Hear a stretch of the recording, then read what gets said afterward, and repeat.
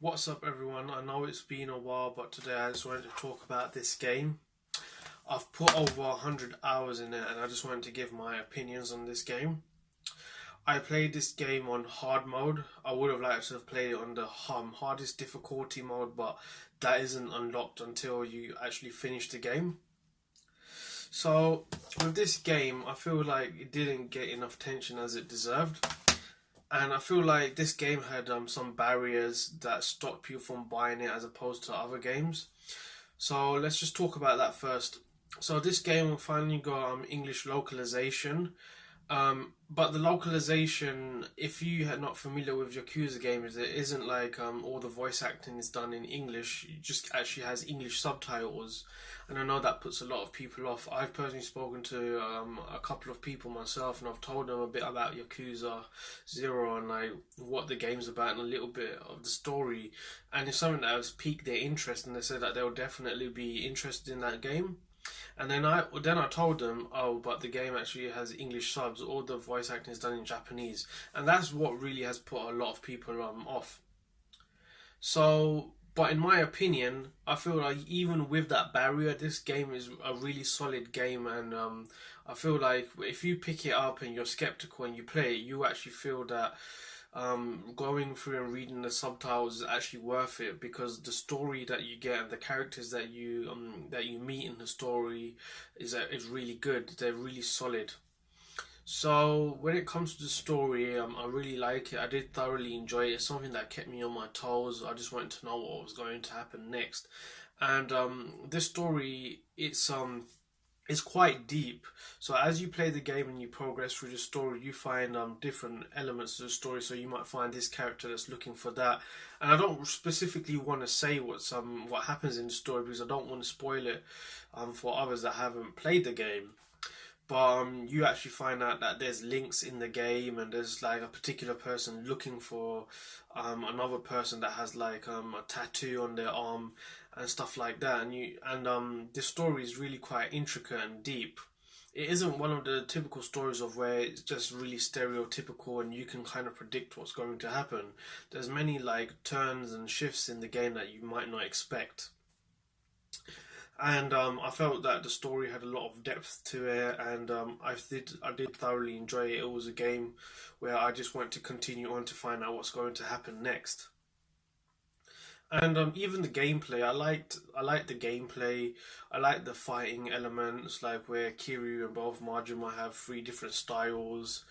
I did enjoy the combat. It was really when you punch someone and you did a finishing move, you really felt like the impact of that attack that you did, if that makes sense. And that was something that I really enjoyed throughout the game because there's like a lot of boss battles in this game, and you have to use your skills, and I just really liked it. And talking about the gameplay, I just want to talk about some of the side missions. Well, the way this game is arranged is where Majima and Kiryu both have the side missions. The side missions are called sub stories, and they're actually quite interesting. I haven't done all of the sub stories for both characters. I think I've got maybe in total about 15 sub stories left. For that's combined for both Kiryu and Majima. But the sub stories that I've played have been really interesting, and they're not just these fillers, in my opinion. They actually add to the game. They add to the experience and stuff like that. Because some of the sub stories can be like really wacky and stuff like that.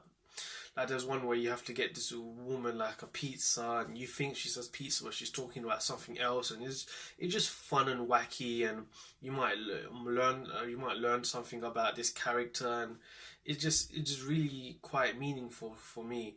So I really like the sub stories and stuff, and sometimes you can actually get some really good like equipment that will help you in the game.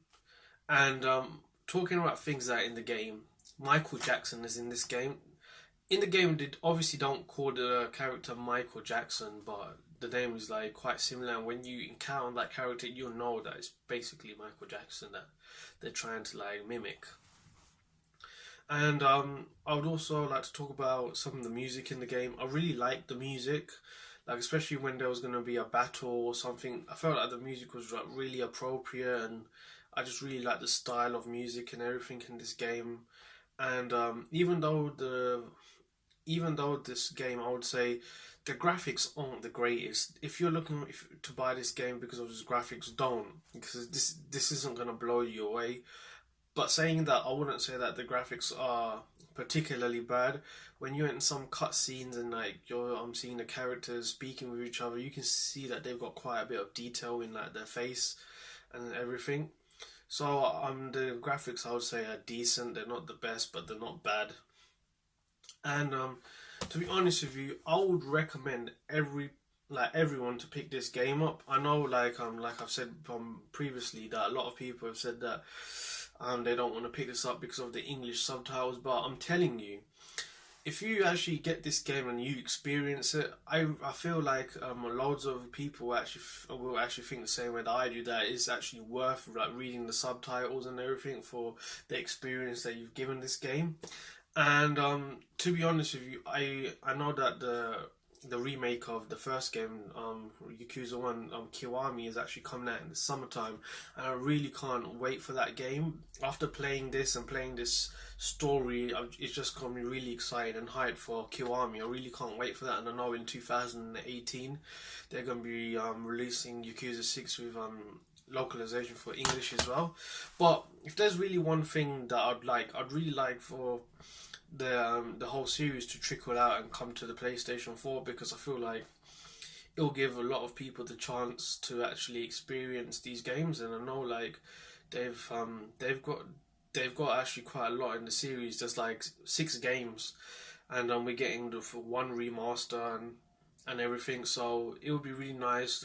I don't know if it will happen, but imagine before number 6 comes out in the West, if we get number 1, if we get number 2, 3, 4, and 5, it would just be really nice, like nice collection of games to have on your console. But I did really enjoy this, and it's a game that I would really recommend to everyone. It has good story, it has good combat, and it's just really interesting. I don't really like to give game scores, but if I had to give this game an honest score, I would honestly give this a game a 10 out of 10.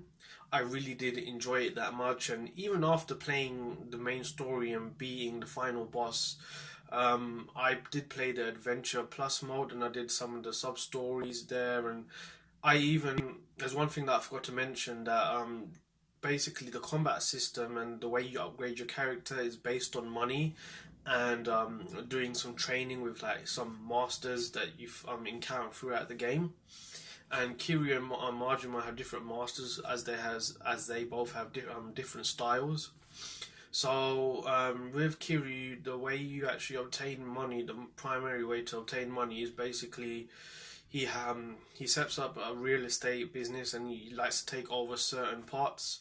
And you have to do like you have to fight these bosses to take over, and you start at the bottom, and then you get bigger and bigger. You start off with this one section, and once you take that over and have a boss battle, you move on to the next section. There's a total of 5 sections, and as you complete each section, the next tier, actually you can earn more money off of it, and to actually buy the properties, it costs a lot more money as well. With Majima, you actually are running this hostess club, and you're basically competing against these 5 other kings or whatever. Can't remember what they're called.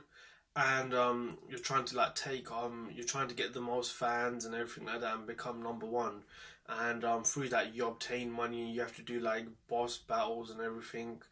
The boss battles are not always like a physical battle. It will be like to see in a given time which club can actually earn more money, although there are some like physical battles that you get into.